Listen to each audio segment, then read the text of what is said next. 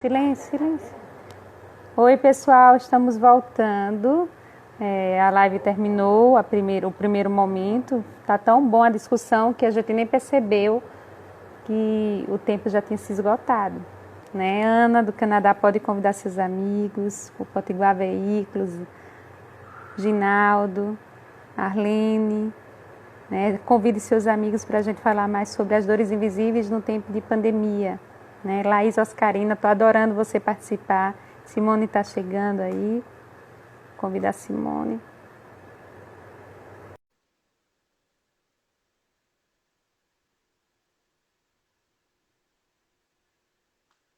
Elmo Marinho, seja bem-vindo.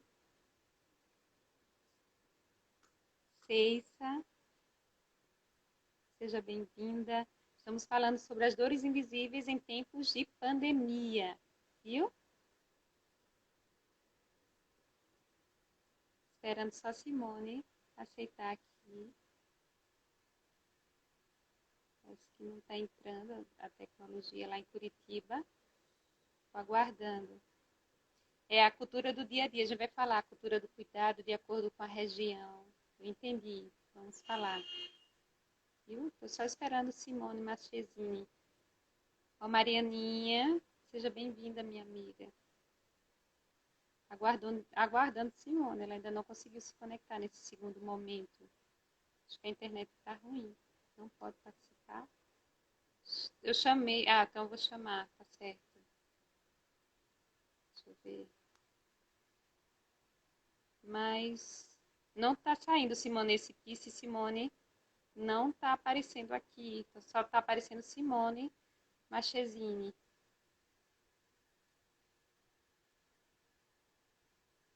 Deixa eu ver se eu consigo. Vou chamar de novo. Entrou. Oi. Entrou, só tá entrando como Simone Marchesini, viu? Ana, lá no Canadá, ela queria também falar sobre a questão cultural, ou seja, por exemplo, os canadenses, os brasileiros, né? Os indianos, assim, de acordo com a região, com a cultura, como é que será que essa dor ela é respondida, ela é acolhida? Por exemplo, ela é brasileira, ela está em outra cultura. O dia a dia, Tá, em outra cultura.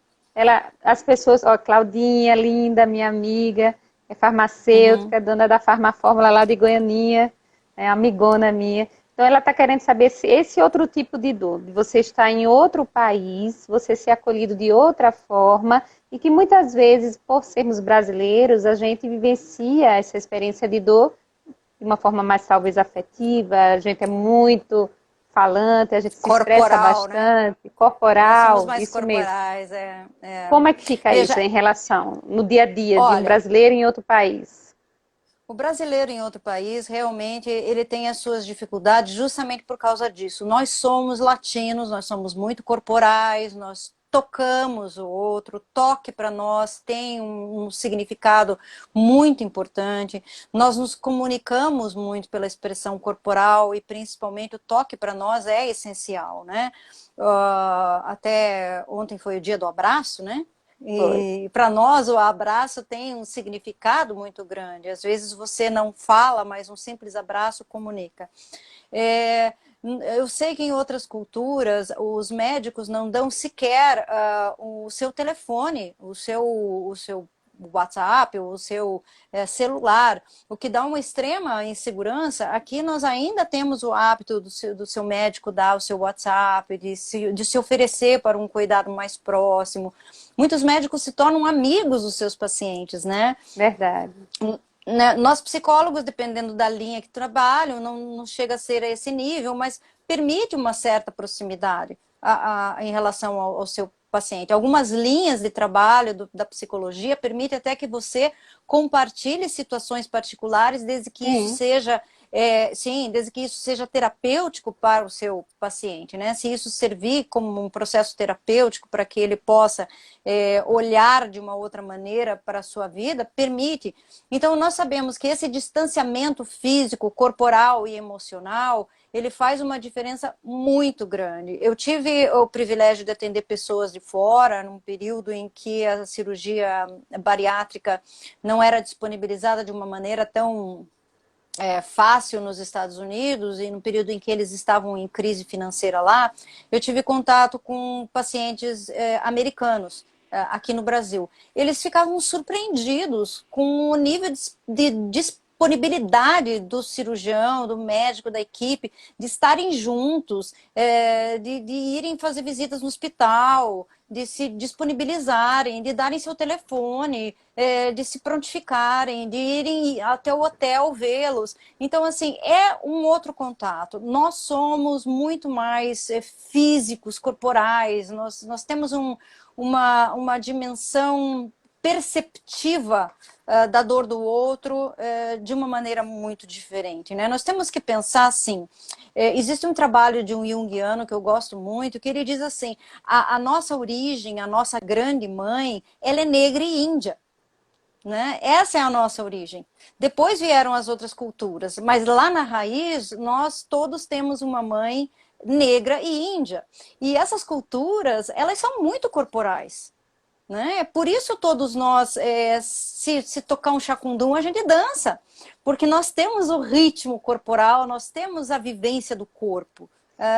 Embora aqui no Sul nós tenhamos uma cultura mais europeia, mas todos nós temos esse lado da grande mãe mais raiz, né? mais terra.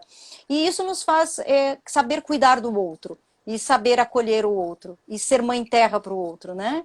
E isso é muito importante no momento de cuidar. A gente tem a presença aí da doutora Nicole Serquis, que é cirurgiã oncológica, mastologista, e que atende de forma muito humanizada os pacientes dela. Você que também trabalha com paciente oncológico, né, na questão do TMO, né, você entendeu que a dor do câncer é a dor que não vem apenas com o significado da perda de saúde, medo iminente da morte, o adoecimento familiar coletivo, mas eu penso que essa dor, hoje, principalmente em tempos de pandemia, ela está justamente sistematizada, porque no momento que todos nós somos, vamos dizer assim, pessoas que podem ser novos pacientes do Covid, todos nós podemos, né?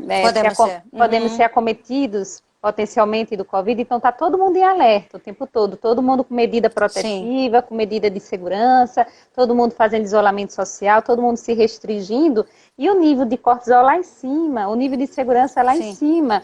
Então o processo crônico de ansiedade está quase coletivo. As pessoas que não sofriam de nenhum tipo de distúrbio psiquiátrico, psicológico, hoje elas estão sentindo na pele que isso existe, né? Porque muitas vezes as pessoas negligenciam as emoções. Muitas vezes, uma maioria das vezes, a própria psicologia é uma ciência nova, até para adentrar na equipe multiprofissional, ela ainda está um pouco esquivada ali, ela está começando a ter esse espaço, principalmente agora, né, nesse momento de pandemia, mas a gente sabe que essa questão de ensinar o paciente a direcionar a atenção à dor, né, ela é muito importante, a gente identificar essa dor. Que dor é essa? É a dor oncológica, é uma dor pandêmica, é uma dor social, uma dor financeira, ou é tudo junto e misturado, porque se a gente observar hoje, a gente está com toda essa sobrecarga no kit completo, independente se eu sou paciente de doenças crônicas, se eu sou paciente do grupo de risco, eu sou idoso, né? Eu sou um paciente que não pode ser contaminado pelo Covid, mas o profissional de saúde, principalmente, que estão na linha de frente, que tem que ser esse profissional blindado e achar que muitas vezes ele não vai ser acometido e ele está ali suscetível o tempo todo com o vírus, e quando ele fica acometido, como é que ele vai reagir, né? Veja, aqui em Curitiba, nosso primeiro caso assim noticiado foi justamente de um médico. E Curitiba, ainda apesar de ser uma cidade relativamente grande, ela é uma cidade pequena, porque as famílias de base, assim, elas ainda se conhecem muito. E era um médico conhecido. E isso mexeu muito conosco, porque você ter um conhecido aciona em você a possibilidade de que você também possa ser acometido, né?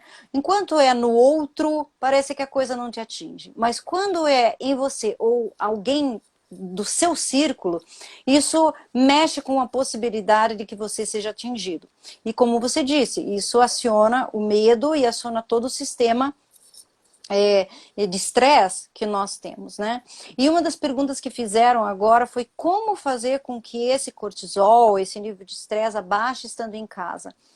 Nós temos hoje em dia, e a psicologia absorveu muito, das culturas meditativas, né? As culturas que fazem com que você possa reduzir os seus níveis de estresse através do controle daquilo que se abstendo daquilo sobre o qual você não tem controle. Ou seja, se você não pode ter controle sobre o vírus, você pode pelo menos ter controle sobre os teus pensamentos. Ou seja, aquilo que é um pensamento inútil nesse momento, tentar não alimentar esse pensamento. Né? Um pensamento inútil. O que eu vou fazer? Porque eu não sei o que eu vou fazer na minha vida, porque eu não tenho mais dinheiro, porque quando acabar essa pandemia, o que vai acontecer comigo? Quer dizer, são pensamentos inúteis. No momento em que você cultiva esse pensamento inútil e que você deixa ele possuir você, o teu cortisol aumenta. Então é preciso que esses pensamentos inúteis, eles sejam gentilmente deixados para lá, como uma nuvem que passa.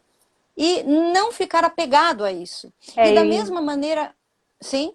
Eu acho importante também nessa condição para diminuir o nível de cortisol, ou seja, diminuir o nível de estresse, se você só tem seu ambiente residencial, familiar, é você procurar mudar os hábitos a cada dia, você procurar fazer uma mudança comportamental e de hábito de pensamento, porque mesmo eu estando em casa, eu posso correlacionar tarefas saudáveis, tipo, diminuir o nível de informações negativas. Eu não preciso passar o tempo todo assistindo a televisão ou a internet. Procurar fazer uma atividade física dentro de casa. Sim. Né? Então, assim, colocar a questão do mindfulness, de meditações, a gente pode também trazer recursos que não serão musicais. Músicas agradáveis, músicas que tragam paz, visualizar imagens que tragam paz, rever coisas que tragam harmonia e tentar eliminar neste momento. Né?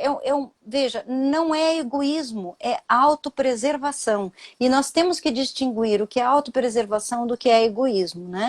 Laís está falando, ó, buscar evitar os gatilhos, como ficar 24 horas vendo o jornal. Não precisa, o jornal, a internet, tudo que tiver gatilho negativo não vai somar a sua vida. Não é que você vai ficar fora do ar. A gente tem que entender que a gente está compreendendo que isso é grave, que a gente precisa ter medidas preventivas, protetivas, a gente precisa ter um novo hábito comportamental, mas a gente precisa também se resguardar a nível de saúde mental e física, né? Mas o hábito comportamental ele é importante, mas também os hábitos de pensamento. Isso. Porque os nossos pensamentos, eles às vezes nos controlam. E se nós não fizermos uma limpeza nesses pensamentos que ficam ruminando, se nós não deixarmos eles sair da mente, deixarmos ele um pouquinho de lado, sabe? Pedir gentilmente, pensamento, me dá uma folga agora, só um pouquinho, me deixe mais tranquilo, sabe? Eu quero ficar tranquilo. Poder prestar atenção na respiração. Olha, nesse momento crucial em que muitos não estão respirando. Veja, olha só a mensagem que está sendo dada pelo Covid. As pessoas estão com falta de ar. As pessoas estão sendo entubadas. Então vamos valorizar o nosso ar. Vamos respirar e sentir esse ar entrando e saindo. Não é verdade? Então, assim, esse momento, muitas dores que estão acontecendo, são dores que estão nos alertando para ver e valorizar coisas que nós temos e mobilizar a gratidão. Não é verdade? Então, isso é muito... Embora seja jargão, hoje em dia, falar em gratidão, é uma verdade. É uma verdade que nós temos que ter a luz da consciência nesse momento, né? E a gente tem que lembrar... De lembrar que assim, todo momento traumático, mesmo que ele seja trágico, ele vai passar. Mas se você não tiver o cuidado com a sua saúde mental nesse exato momento, se você não procurar ajuda com os especialistas principalmente, né? Você pode muitas vezes implicar em consequências seríssimas, gravíssimas e que podem ficar cronificadas, né? A gente sabe disso. Isso é um cuidado que eu tenho falado com muitas pessoas. Por exemplo, pelo próprio preconceito que existe com as questões emocionais, as pessoas não procuram, às vezes, o auxílio de um psicólogo, e quando a coisa já está gritante, elas têm que procurar, muitas vezes, um auxílio medicamentoso. Até acreditando numa cura milagrosa ou numa resolução milagrosa. E elas não sabem que nem toda medicação vai tirar totalmente seu sintoma. Ela vai ter, de qualquer maneira, que lançar mão de uma mudança de pensamento, de uma mudança de comportamento. A medicação não faz tudo pela pessoa, a medicação faz uma parte pela pessoa. Né? Então, de qualquer maneira, a sair desta zona de conforto, de novas aprendizagens, novos hábitos mentais e novos comportamentos, vai passar pelo processo digamos, vamos colocar entre aspas, de cura emocional. Né? Então, isso é necessário. Então, procurar ajuda o quanto antes, não deixar a coisa cronificar, como você mesmo falou. Né? É fundamental. Sim? Tem uma pergunta aqui, ó. Minha mãe é do grupo de risco e vive no celular e na TV assistindo morte por morte. É isso que a gente já falou, a gente não precisa, nesse exato momento, estar trazendo tantas informações negativas, principalmente nessa pandemia do medo, nessa pandemia de estimular o negativo, porque isso vai só acentuar nela as questões de estresse, de ansiedade, inclusive de pânico. Ela pode ter gatilhos de pânico nesse exato momento, isso não vai ser viável. Mas vamos ver a base disso. Por que ela faz isso? Provavelmente porque ela está com medo.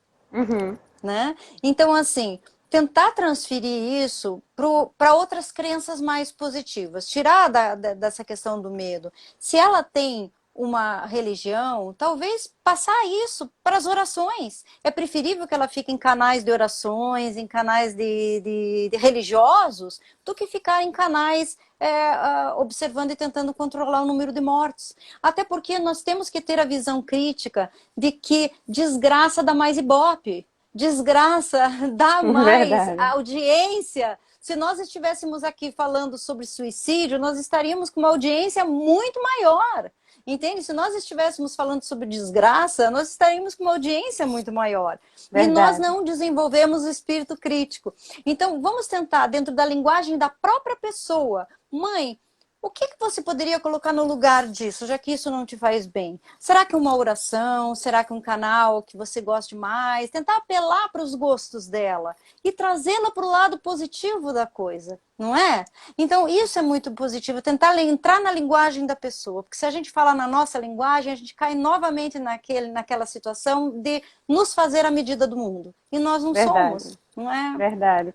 E nessa condição de pessoas ficarem nesse brainstorming de informações negativas, contando o número de óbitos em todo o universo, elas vão dar uma descarga muito grande de adrenalina, né? E elas vão aumentar o cortisol. Não tem como. Com certeza. Né? Aumenta o estresse. Em termos de nível de dor, a dor limiar sobe e altera tudo. Altera tudo. As pessoas ficam mais irritadas, não têm qualidade de sono, as pessoas ficam agressivas.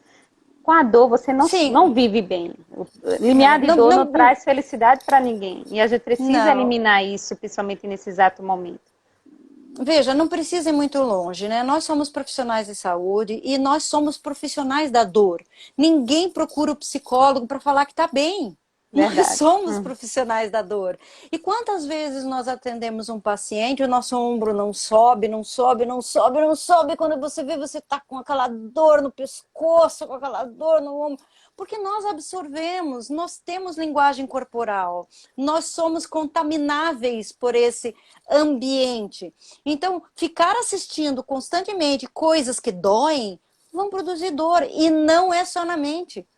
Mais uma vez falando, mais uma vez falando sobre isso. Não existe divisão entre corpo e mente. Nós somos um pacote só. Né? Então, no momento em que você não atende uma necessidade de uma criança, você está atingindo corpo e mente.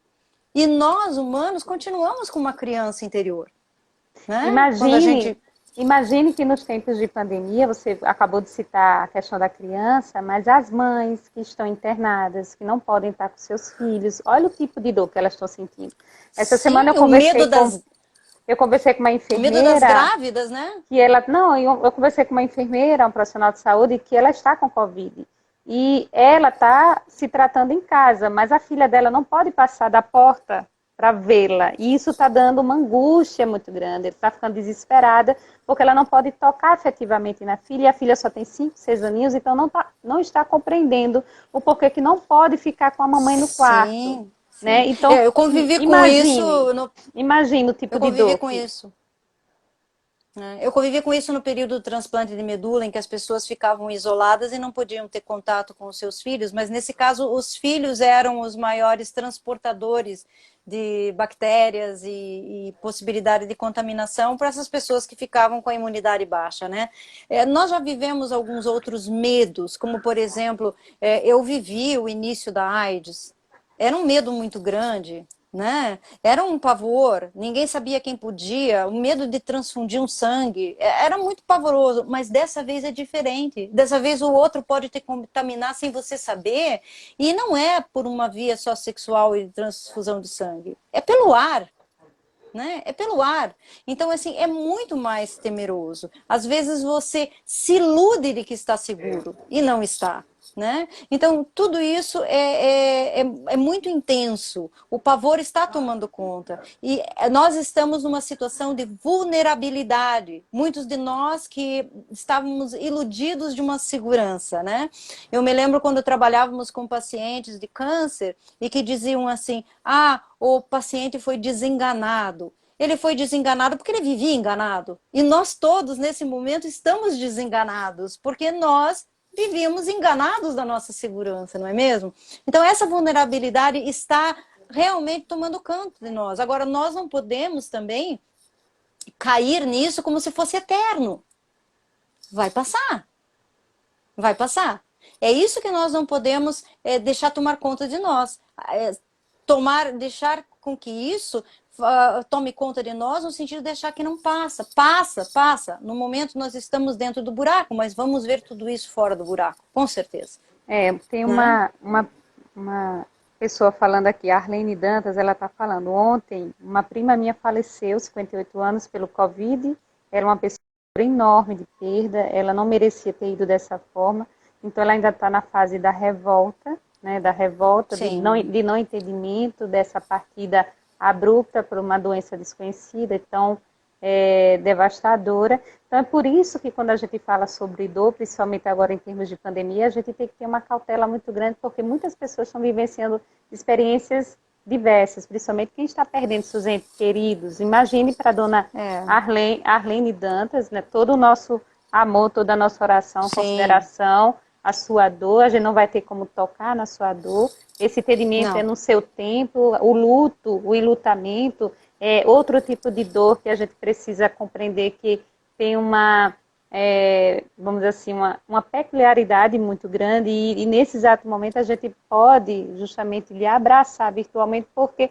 nem fisicamente a gente pode estar do seu ladinho para poder lhe ajudar, mas a gente está nessa tela para poder também somar esse momento de luto e de perda. Então, a dor da perda. A dor da perda do luto. A dor do luto, ela é enorme. E a dor do luto, ela não tem remédio. O que acontece é que perder é ruim sempre. Seja por Covid, por câncer, por problemas renais, por septicemia, seja qual for o motivo. Perder alguém que a gente ama é sempre ruim. Talvez a particularidade desse momento é não poder velar, não poder se despedir. Essa é uma particularidade desse momento, né? Não ter o direito de se despedir de quem você ama. E vou lhe dizer mais, Dona Arlene, Simone, que está aí, né, nos dando essa honra de estar com a gente, não é só a dor de você perder o seu ente querido, aquele que você ama, que você não pode se despedir, mas para os profissionais de saúde está sendo uma dor dilacerante, porque eles têm que fazer com que a pessoa identifique, muitas vezes até pelo próprio celular, que eu escutei alguns profissionais falando sobre isso, e isso está, vamos dizer assim, trazendo vários tipos de distúrbios psicológicos nos profissionais de saúde, nos familiares, essa finalização de você poder ter que se despedir, de poder chorar o seu parente, seu ente querido, velar, a questão do velório, nem isso tem direito. Então é muito complicado nesse exato momento. Até porque assim, os rituais todos que a sociedade nos coloca são rituais necessários para a elaboração do luto, de situações, né? de qualquer situação difícil, né? Então, assim, o velório, o enterro, a missa de sétimo dia para quem faz, né? Ou qualquer outro ritual dentro da sua religião particular, né? Seja do judaísmo, ou seja dos muçulmanos, do islamismo. Cada ritual tem um porquê. E é justamente para a elaboração da perda. Quando você não vê o corpo, é muito mais difícil concretizar, realizar a perda. Então, isso causa uma confusão muito grande, né? A capacidade de ter a noção de que aquilo é real. Haja vista que para nós aqui no Sul está muito mais difícil de acreditar na pandemia do que para quem está aí no Norte e Nordeste, porque o nosso índice é muito menor. Então, o nosso índice sendo menor, nós não encontramos tanta realidade do Covid-19 quanto vocês encontram aí. Aqui está não é sem controle. Exatamente. Então, aqui para nós ainda parece um filme de ficção científica que a gente vê pela televisão. Né? Não que não exista, existe sim, mas não é algo assim tão concreto e tão real. A mesma coisa para quem perde um ente querido. Se você não vê, não visualizar, não tocar esse ente querido que está indo embora, para você, como dizem os americanos, né, realizar a situação, é muito difícil, se torna abstrato, é um filme de ficção, é um sonho do qual você não acorda. Minha prima, Nazaré, ela é enfermeira, ela está falando, eu já passei por essa dor com meu sobrinho Máximo Augusto, ele foi assassinado, então a gente não teve direito nem de vê-lo, nem de velá-lo, porque a situação que deixaram o corpo dele foi assim, assustadora, então foi uma dor que foi coletiva, foi abrupta, se ele não estava doente, de uma hora para outra ele é assassinado, então imagine. É como a questão do próprio Covid. Você chega, o paciente adoece, você não tem direito de vê-lo e não tem direito de velá-lo, de se despedir, né? Então, isso está sendo assustador, principalmente para as pessoas do mundo, né? Exatamente. Para qualquer situação, por isso que eu digo, a Covid, a diferença da Covid é justamente porque é uma situação do coletivo. Ela não é uma situação individual, quer dizer, ela é individual, mas ela atinge o coletivo. Né? E para nós ainda, eu acho importante essa união que nós fizemos aqui de Nordeste e Sul do Brasil, porque nós estamos unindo dois extremos com realidades totalmente diferentes, mas que une as dores e angústias idênticas. Embora para nós aqui, para quem não está na linha de frente, embora eu tenha amigos na linha de frente do combate ao Covid, médicos que estão aí trabalhando e doando de si, todos os dias, e vendo que seus amigos não estão levando tão a sério essa situação, entram em angústia por isso, né? E até em revolta, porque eles dizem, poxa, a gente está aqui se danando, cuidando, e vocês não estão levando a sério tudo isso, né? A realidade no Norte e Nordeste é diferente. O nosso Brasil é muito grande, nós temos diferenças, nós temos regionalidades muito diferentes, né? Condições socioeconômicas, condições de higiene, é tudo diferente. A colonização é diferente. A nossa colonização aqui embaixo foi feita por poloneses, é um povo estritamente exigente, estritamente esterilizado, estritamente limpo. Então, tudo isso é uma diferença muito grande, né, para todos nós. Isso não nos faz diferentes, isso nos faz complementares, nos faz mais solidários, talvez. Culturas diferentes, acho que isso foi até o que Ana, está lá no Canadá, né, pontuou. E é observar também como é que as pessoas recebem as informações, né? Cada um recebe uma informação de uma forma. Como é que as pessoas realmente interpretam e codificam isso como dor, né? Eu acho que isso é bem importante, porque cada pessoa tem uma forma de interpretar, de receber. Por isso que o limiar de dor, ele perpassa a questão física, por isso que ele é multifatorial, por isso que ele é sensorial. Então, nesse exato momento, pessoas que são extremamente ansiosas, pessoas que já têm uma vulnerabilidade da questão da labilidade emocional, elas têm que evitar. esse brainstorm de informações negativas, Com porque certeza. não vão somar, não vão somar, né? Então, Não, não vai somar nem nada. a Não gente vai vai ter somar em que ter nada. muito cuidado sobre isso. E mais, né, Lisa, aquilo que nós estamos falando. Nós temos aquela pirâmide de Maslow, né? Aquela pirâmide de É, necessidades, né? isso, Exato, em que assim nós precisamos ter as nossas necessidades básicas providas. Então, se você pega uma pessoa que mal e mal come, mal e mal tem um agasalho, ou como você disse que aí hoje estava chovendo, né? Não tem a proteção da chuva. Às vezes você falar para ela em se higienizar, em passar álcool gel, não faz sentido. Ela não está nem comendo. Entende? verdade. Então, exato. Então, você falou bem, como que cada um absorve a informação que está recebendo, se é que absorve. Porque nós sabemos muito bem que apenas a informação não muda comportamento. Verdade. Né? Só informar não muda. Nós sabemos isso em consulta, às vezes a gente faz um blá, blá, blá, blá, informa o paciente, ele sai dali como se não tivesse ouvido nada. O como informar, é quem informa, é fazer ele concluir. Então, a conclusão de cada um é muito importante sobre É, o que significa a sua dor.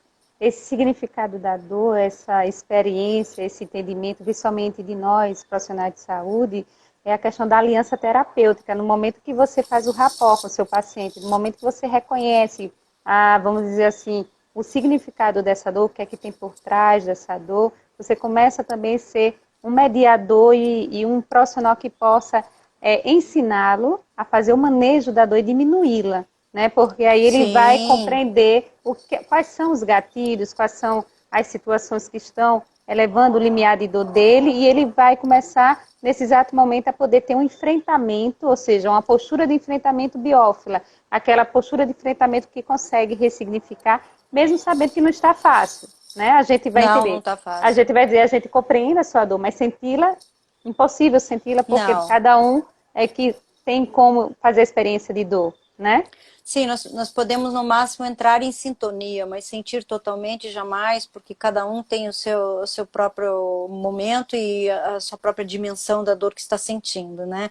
Mas com certeza esse vínculo nos ajuda a estar. Às vezes o paciente só quer alguém que esteja do lado e que não o julgue. Né? Verdade.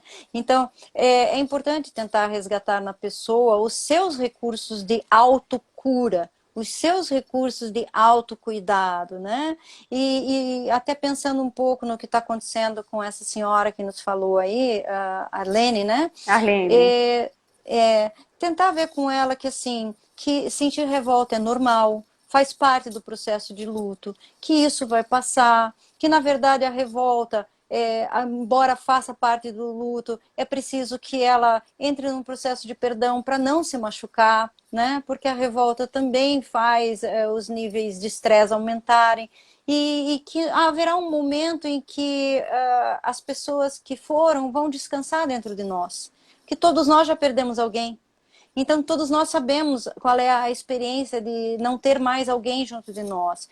E que ela não é a única pessoa, que ela se sinta acompanhada de muitos outros. E que, com certeza, aquilo que eu disse, todos nós somos seres sofrentes. A minha família é uma família de muitas perdas.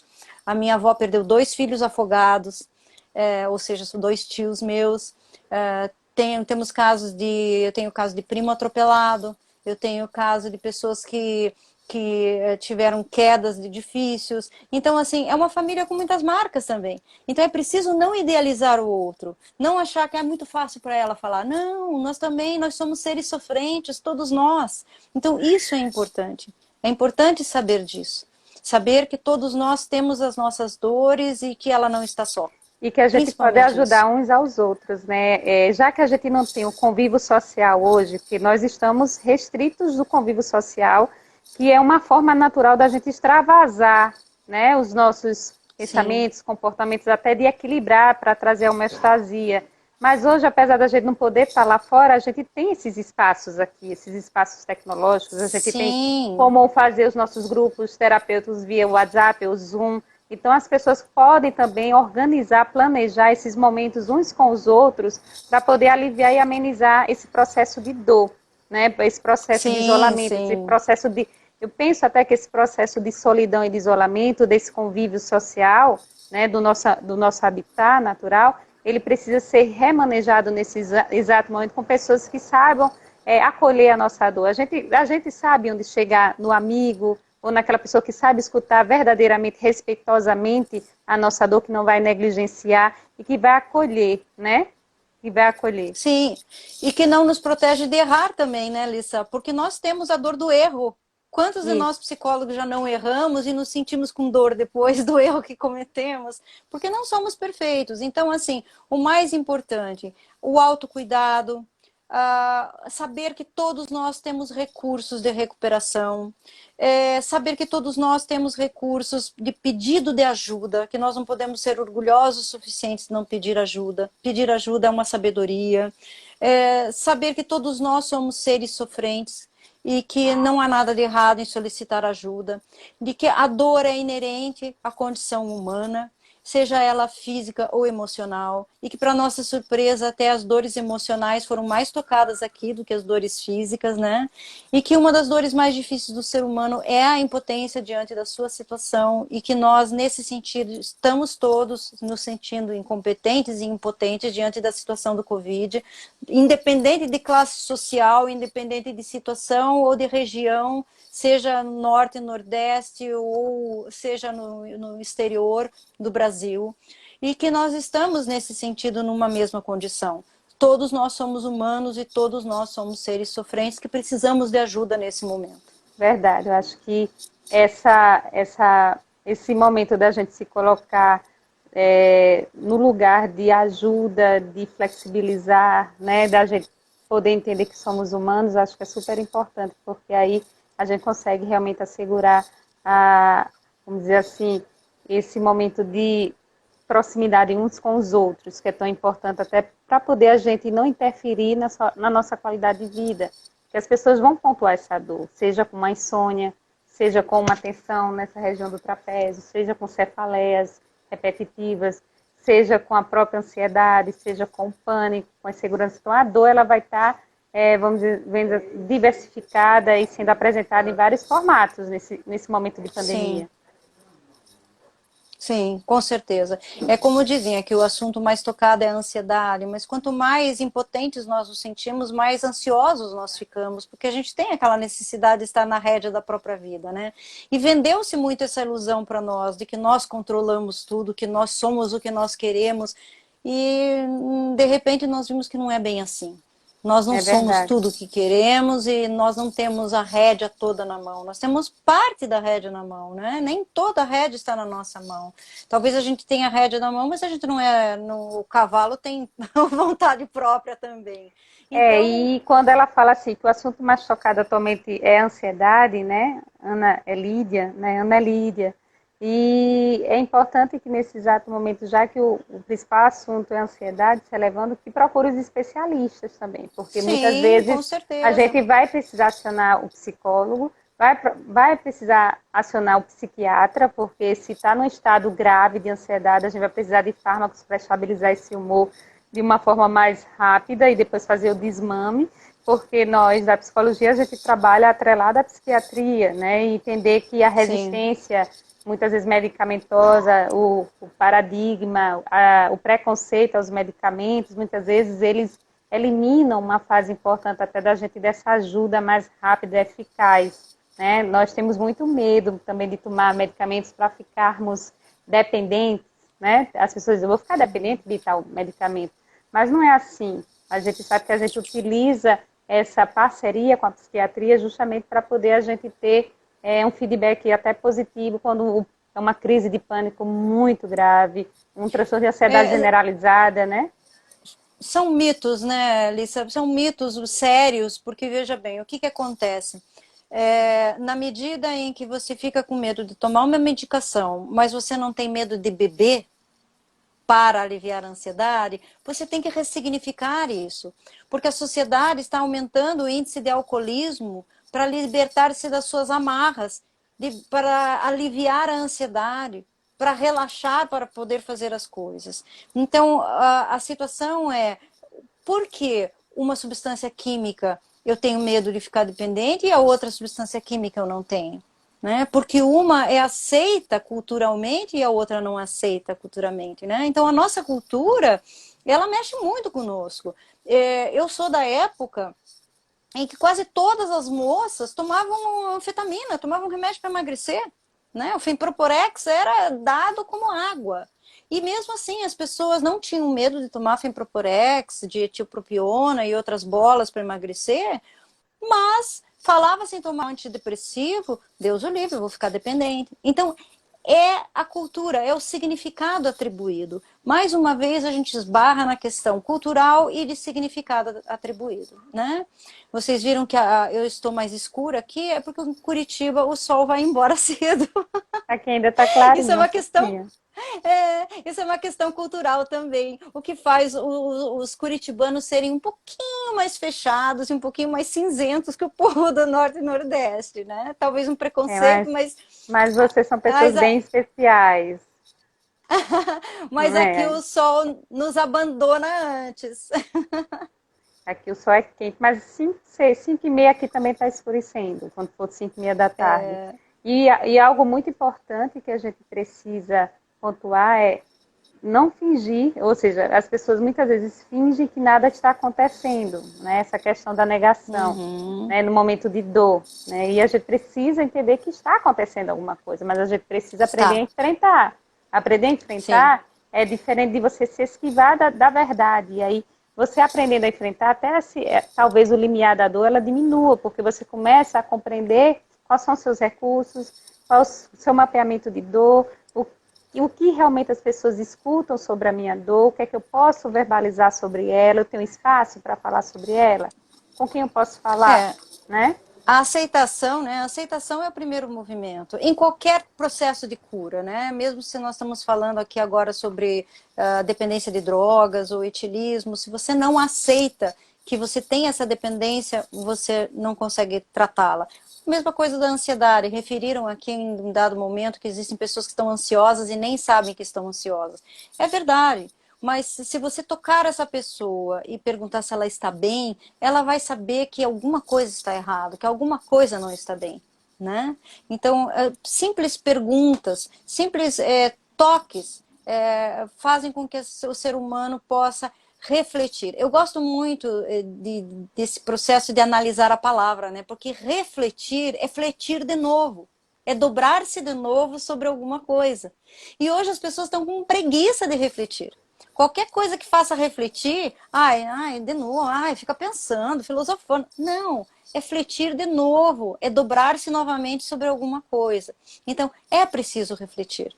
Realmente é preciso. E algo muito importante, quando você diz é preciso refletir, é justamente abrir espaço para você expressar esse sofrimento, né? Quando você tem abertura de espaço para expressar esse sofrimento, que você muitas vezes precisa até chorar, extravasar, gritar, falar, você minimiza essa pandemia do medo, você minimiza a questão da pandemia da dor, porque você teve o recurso de colocar para fora. Essa história de você guardar Sim. tudo faz um mal terrível, não é verdade? Sim.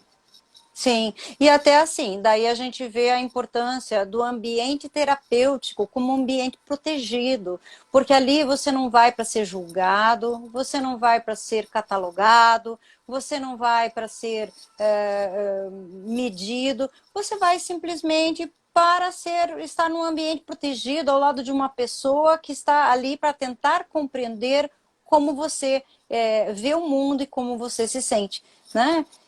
Outra coisa muito bacana que eu acho do processo da psicologia é que nós somos os únicos profissionais que nos submetemos a nós mesmos, ou seja, nós fazemos psicoterapia, o que faz com que estejamos sempre no próprio trabalho, né? Então, esse compromisso que nós temos de olhar para a nossa própria dor, não só para a dor do outro, é muito importante, né? É E muito é, importante. e é importante a pessoa aprender a pontuar se essa dor está causando um sofrimento a nível de lhe tirar totalmente do equilíbrio que você procura o especialista. Na hora que ela está causando sofrimento, eu vi Paulinha aí, que é minha amiga, entrou, ela é bancária. Eu gosto até de pontuar, porque eles estão na linha de frente, os bancários, não são só os profissionais de saúde, Meu irmão é Não, não. bancário, meu irmão é da Caixa Econômica Federal, e eu vejo muitas vezes a insegurança que eles vão para o meio de trabalho nesse exato momento, onde eles estão ali muitas vezes sem os recursos maiores vamos dizer, de segurança, onde as pessoas adentram nas agências bancárias de qualquer jeito, muitas vezes, mesmo com máscara, mas eles estão ali eminentes ao contágio, à contaminação, ao risco de tanto se contaminar de levar para casa. E o que eu escuto muito também do meu irmão como bancário é justamente essas informações que vão chegando, as experiências.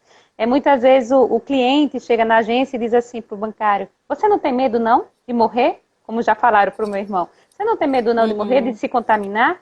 Tanta gente aqui na agência bancária, então aquilo, todos os dias você escutando isso, você vendo situações, as pessoas, inclusive, como ele disse, as pessoas vindo só receber o aviso prévio da questão do desemprego, que está gigante em nosso país, isso vai Isso. maltratando a psique das pessoas, né? Vai Sim, eu maltratando acho a que psique da pessoa. aí você pegou um ponto bem importante, porque existem os dois medos, o medo do contágio e o medo da impotência financeira. E essa questão financeira, ela está pegando de uma maneira violenta, né? Porque eu não sei como está aí, mas aqui nós vemos assim lojas e lojas e lojas fechando.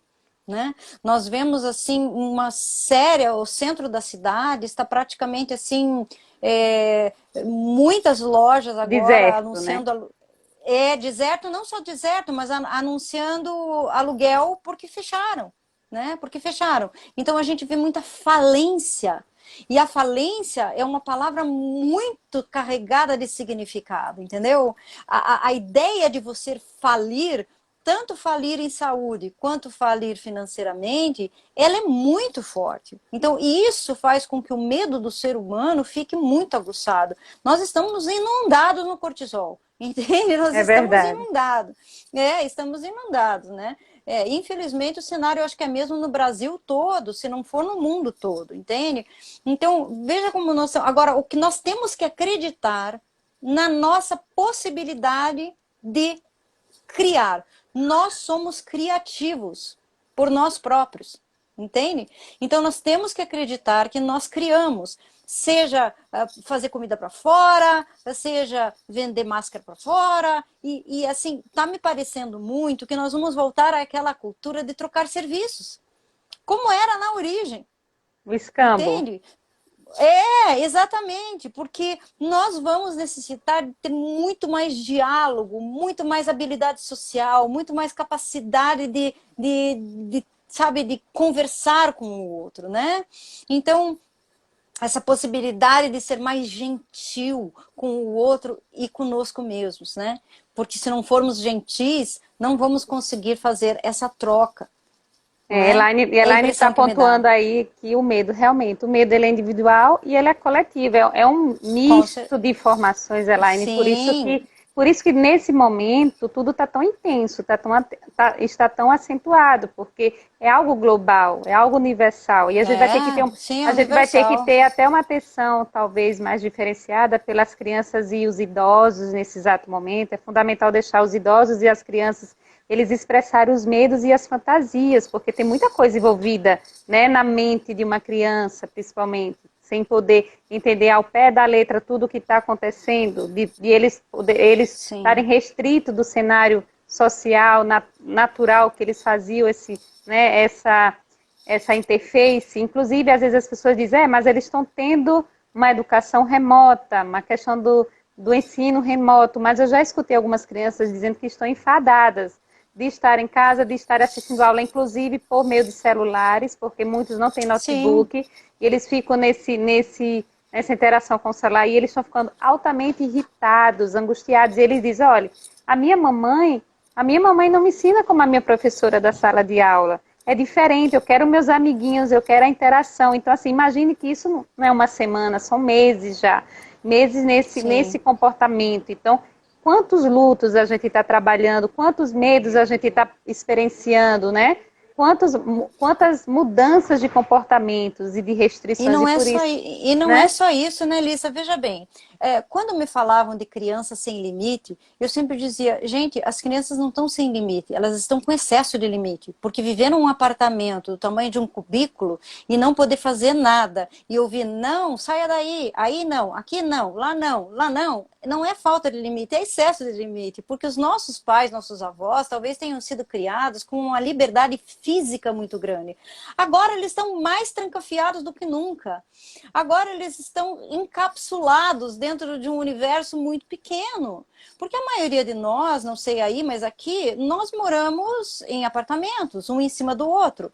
Então, não pode fazer barulho depois de uma certa horário. Não pode fazer isso, não pode subir no armário, não pode subir não sei o que, não pode fazer, não pode fazer, não pode fazer, não pode fazer, não pode, não pode, não pode. Então, é uma limitação tão grande e nesse momento de pandemia não pode sair, não pode ir em parque. Não pode fazer compra, não pode ir em loja, não pode nada. Né? Então, veja, para uma criança é quase que um castigo, não é mesmo? É quase como ficar no quarto de castigo por uma coisa que ela não fez. É Né? por isso que Então, é tão complexo, né, nesse exato é momento. complexo. E para nós adultos, veja, quando que nós pensamos que vamos passar por isso? É algo totalmente imprevisível. Para os mais velhos, então, eles já passaram por tantas coisas e passar mais ainda por isso.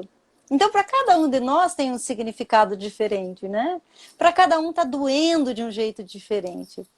É Né? verdade. E Tentando por isso que a amarrar com gente o tem que nosso... tentar manejar, fazer um planejamento, nem que a gente faça uma planilha, sentar com os familiares, principalmente quem tem idosos, ter esses recursos tecnológicos para ter uns horários aí meio que comprometidos com eles, de você interagir, de você trazer, inclusive quem tem criança, idoso, interagir por meio de tecnologia, porque eles precisam serem vistos, eles já não eram vistos. Né? As pessoas estão dizendo assim, os idosos, eles precisam de um cuidado especial. Eles sempre precisaram. Eles não Sempre eram vistos. precisaram. Eles, na classe, Exato. né, em termos de sociedade, eles eram sempre colocados sempre mais em outro patamar. E agora, a pandemia fez com que a gente olhasse por eles. Eles agora existem. Exatamente. Então, é necessário Exato. que as famílias ou os cuidadores oficiais desses idosos, elas tenham esse cuidado de não deixar realmente isolados, né? Então agora se comuniquem via internet, via celular. Aqueles que estão com seus idosos dentro de casa, aproveitem, né? Aproveitem os horários, traga uma dama, traga um baralho, traga jogos lúdicos, traga o que eles gostam de fazer, né? Traga experiências Olha, culinárias. Tem tanta coisa para ser feita nesse exato momento Lissa, também. Lissa, um dos maiores problemas do idoso é não ouvir bem. Isso, Às vezes audição. todos estão conversando em volta dele e ele está ali parado, observando, não porque ele está alienado, é porque ele não está ouvindo. Então, uma simples conversa com um idoso, você e ele, para que ele não fique naquela confusão de zum, zum, zum mental, é um carinho. Uma simples massagem na mão com creme é um afeto e alivia uma dor emocional. Verdade. Entende? Então, pequenas coisas podem fazer com que a dor emocional seja aliviada. É verdade. Então, assim, para as pessoas que ficaram, a gente já está no segundo momento da live, eu gostaria que você Exato. deixasse uma mensagem para a gente finalizar a live, né? Agradecendo todo o seu momento, toda a sua disponibilidade. Que a gente falou das dores invisíveis em tempos de pandemia. Isso. Veja, em primeiro lugar, quero agradecer, porque eu acho que eu jamais tomaria essa iniciativa de fazer uma live se você não tivesse me convidado. Primeira de várias. Adorei juntar os dois polos do Brasil e queria deixar uma mensagem assim, em primeiro lugar, respeitem a própria dor, respeitem a dor do outro e tenham em mente que não existe pessoa que não tenha sofrido alguma dor na vida, por isso nunca tenha vergonha de pedir ajuda porque está doendo. E Eu acho que procure esse os especialistas e procure os amigos, os recursos que vocês tenham, familiares ou de parentes, mas faça essa rede social, faça essa rede tecnológica, Sim. faça essa rede de amor, essa rede de compaixão que está salvando o mundo, né? Não é verdade? Exatamente. Então, Exatamente. muito obrigada a você, obrigada Grande a beijo, vocês. queridos. Assistam o Obrigada por primeiro todos aí. momento e a gente vai ter outros momentos com você, tá, Se Simone? Deus quiser. Grande Tá. bênção. Tchau, tchau. Tchauzinho. Até mais.